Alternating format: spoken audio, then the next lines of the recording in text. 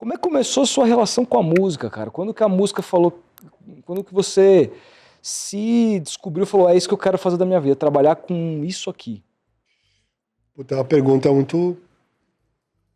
Acho que tem várias camadas, tem vários momentos de conexão com a música. Acho que o primeiro foi quando meu pai comprou um Walkman, que não era um Walkman ainda, não tinha um Walkman da Sony, ou até Uhum, tinha, mas ele comprou um da Panasonic, que eu lembro até hoje, era um negócio desse tamanho, que tinha uma fitinha, rádio e duas caixinhas de som, assim, sim. mas tinha um fone. Ah, tá. E aí ele tava com uma fita do Rick Wakeman, do disco Jornada ao Centro da Terra, do Rick Wakeman. E aí colocou lá, deu um play, me deu fone pra eu ouvir. E eu me lembro de ficar maluco, eu devia ter uns... Acho que eu tinha uns 5, 6 anos, assim. O lance do fone, assim, ó, aquele estéreo, aquela coisa. Não sabia o que Uhum. era, mas parecia que eu tinha sido transportado para um outro Imersão, né? É mundo. muito foda. É. E eu Você falei, vê. meu Deus, olha isso, que coisa louca, né? Isso é uma coisa muito louca, isso me mexeu, assim. Eu sempre gostei de música, todo mundo em casa ouvia música, minha mãe tocava violão, mas muito pouco, assim. Meus irmãos mais velhos gostavam de Beatles, de rock progressivo, e começaram também a tocar, eu comecei a também querer tocar. E eu lembro de, meu irmão voltou de uma viagem com uma fita VHS do Police, com todos os videoclipes. Police já tinha acabado, Police acabou em 85, 86, isso foi em 87, e eu virei um fã de Police incondicional, assim, ó, até hoje eu acho que é a banda que eu mais gosto. Da hora, mano. E aí eu me lembro de ficar meio apaixonado por aquelas músicas e querer tocar elas. E aí foi isso que me fez tocar mais, assim. Tinha 12 anos ali. Comecei a querer tocar e eu me lembro de querer viver disso. Já muito novo. Dá uma vontade. Mas aí tem muita coisa contra. Assim. Minha mãe falando, mas isso aí não dá dinheiro. O que você vai fazer? Você vai pagar suas contas como? Isso é muito difícil. Pá, pá, pá. E aí os meus irmãos me bancaram. Quando eu tinha uns 15 para 16 que eu falei, eu quero fazer faculdade de música, meus irmãos falaram para minha mãe, não, fica tranquilo, que se não der certo a gente cuida dele, super fofos assim. Aí eu fui e fiz, eu não terminei, mas eu já comecei a trabalhar em estúdio quando eu tinha 16, 17, nessa época. E meio que tipo, eu queria, me foram apresentadas algumas oportunidades, eu entrei, quando eu fui ver, corta, estamos em 2025, eu tô fazendo música ainda, entendeu? Tipo, Que loucura, né? aconteceu, assim. Já produzindo nessa época, com 16, Produzindo 17 anos? trilha, foi quando eu comecei a fazer música pra publicidade, que foi um jeito de eu pagar as contas. Eu falei, pô, isso aqui é música e dá dinheiro, bora fazer essa porra aqui. E aí comecei, é foda isso, assim, você fala, comecei a trabalhar em estúdio com 16 anos, aí você imagina eu com 16, 17 anos, sentado numa mesa de som, mixando o disco sei lá, do Skank, não, né? Eu Uhum. comecei como assistente, fazendo umas merda, fazendo umas campanhas merda, umas trilhas para loja de piscina, né? É isso que você começa a fazer. Aí, que é um mercado que hoje vai ser engolido pela IA, né? Que é o Sim. assunto do momento que eu não aguento mais falar, mas precisamos falar. Precisamos falar sobre esse assunto, sabe? Assim, sobre É, essa moda. Ela é esse mal mesmo que todo mundo vê ou você leva de uma forma diferente? Então, eu acho muito confortável a gente personificar a IA como um mal, né? Ela é um produto de alguém. O jeito que está sendo empurrado goela abaixo, eu acho que é. Do jeito que está, não é um jeito muito bacana, não.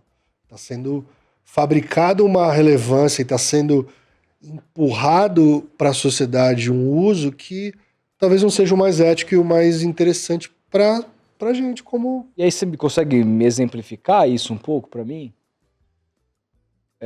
De quando o uso da IA, ele é...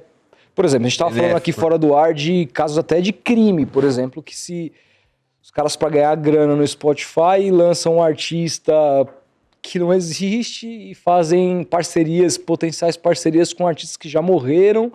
E aí o cara, porque procura aquele, costuma assistir aquele artista que já morreu com frequência, o algoritmo recomenda, ou ele mesmo procurou, e ele ouve aquilo, dá play naquilo, acha que é uma parada potencialmente real, não é, e quem o cara tá por trás fazendo aquilo tá ganhando dinheiro em cima do...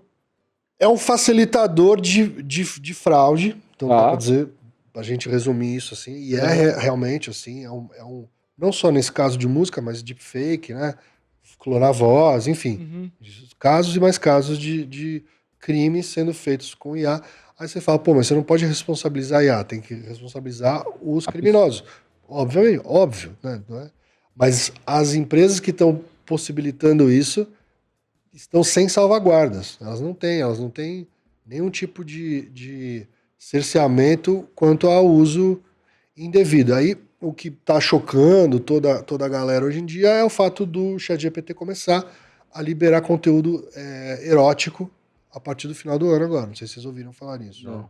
Então você vai poder entrar no ChatGPT, verificar que você tem 18 anos, não sei como, mas teoricamente é seguro, mas eu não boto minha mão no fogo quanto a isso. E você vai poder conversar com o ChatGPT de forma libidinosa. Nossa. Vai poder gerar imagens.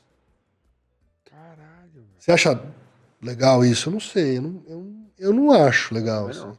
E assim, eu sou um cara pró-liberdade sexual. Uhum. Legal. Sim, sim. Mas, peraí, gente, vocês não... A OpenAI começou como uma empresa, o nome OpenAI era uma empresa de código aberto e o mote deles era vamos construir uma inteligência artificial responsável e ética. Eles começaram assim, foi assim que eles conseguiram trazer todas as mentes brilhantes que foram trabalhar para eles. Aí eles viraram uma empresa com lucro, for profit, abriram esse braço em 2019, eu acho, 2020, que deu treta até com o Elon Musk, que era um dos fundadores e tal, um dos, não fundadores, mas um dos investidores, que ele até se distanciou por causa disso, convenientemente também porque ele queria fazer as coisas do jeito dele. E hoje em dia é uma empresa que visa lucro. Pô, mas você começou com uma empresa que ia, teoricamente, desenvolver uma IA ética e agora a sua IA vai fazer putaria? Mas qual que é a lógica disso aí, entendeu?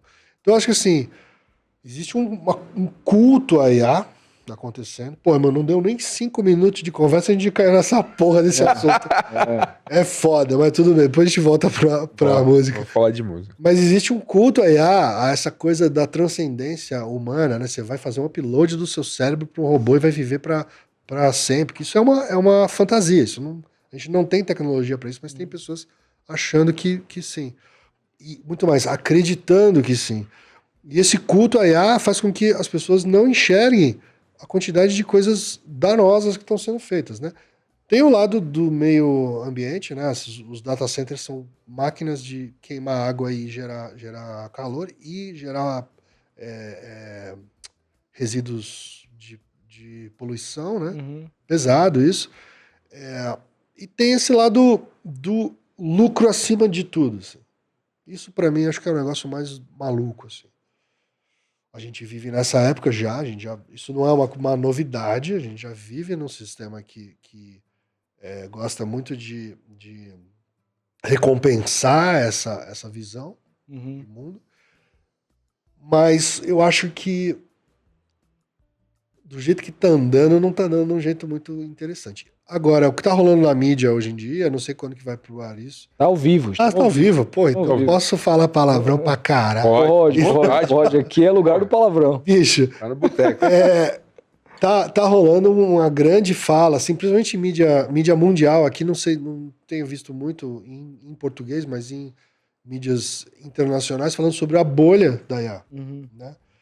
E acho que talvez a simplificação mais rasteira disso é a OpenAI tá pagando para Oracle para construir os data centers, que tá pagando para Nvidia para comprar as GPUs, que tá pagando para OpenAI para fazer, entendeu? E que dinheiro é esse aí, mano, que tá rodando? Isso aí chama pirâmide, galera. Né? Tipo assim, não, mas tem mais gente, tem mais nuances nisso. Ok, tem. Mas o valor que a OpenAI hoje em dia tem, acho que é 500 bilhões, né? Não condiz com o valor que ela produz, real, né? Então, eu sinto que a gente está num momento... A gente está vendo acontecer, sentado de primeira fila, a uma coisa que pode ser um colapso fodido assim, do sistema financeiro. Pode ser. Espero que não tenham tantas implicações ruins, mas periga ser uma bolha maior do que a bolha.com. Maior do que a crise de 2008, e 8. Mas eu não sou dessa área, sou da música. Voltando pra música, o que eu sinto?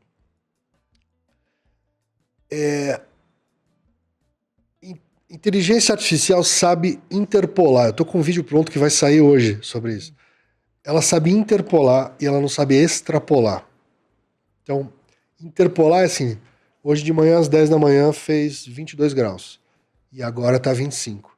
Então a gente pode calcular que lá pelas 11 estava 23. Isso Certo. é uma interpolação. A gente tem dois dados e a gente encontra uma Meio termo. lacuna.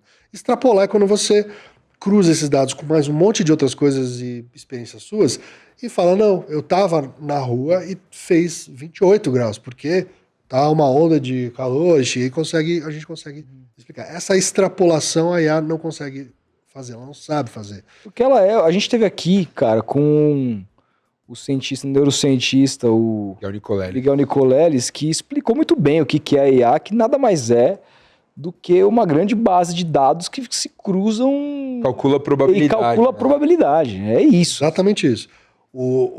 Tem um cara, esqueci o nome dele, eu até cito no vídeo que eu vou soltar hoje, que merda. E ele fala que o ChatGPT, ele se aproxima da forma como a gente usa a linguagem. Mas se aproximar não quer dizer aprender. É isso, ele tenta muito bem e é super convincente. Mas ele não sabe o que ele faz ali. Essa história da interpolação e da extrapolação, se você compra um Lego e você monta exatamente o que está na capa do Lego, você interpolou. Você pegou aquelas peças e montou. É isso que a IA faz. Você usou aquelas peças para criar outra parada, que é o que eu acho mais legal de Lego, você está extrapolando o uso daquelas peças. Na música, o que eu tenho visto é isso. Assim, se o seu método criativo é interpolador, é só recombinação de padrão, e muito da música pop hoje em dia é isso, então a IA vai provavelmente impactar muito negativamente no que você faz. E vai impactar no mercado musical, sim. Se o seu jeito de criar é extrapolador, pega alguém que quebra paradigmas, que quebra barreiras, aí beleza, aí você tá safe. Então foca na extrapolação. O que você consegue? O que vocês têm aqui nesse podcast que só vocês têm? É isso que vale.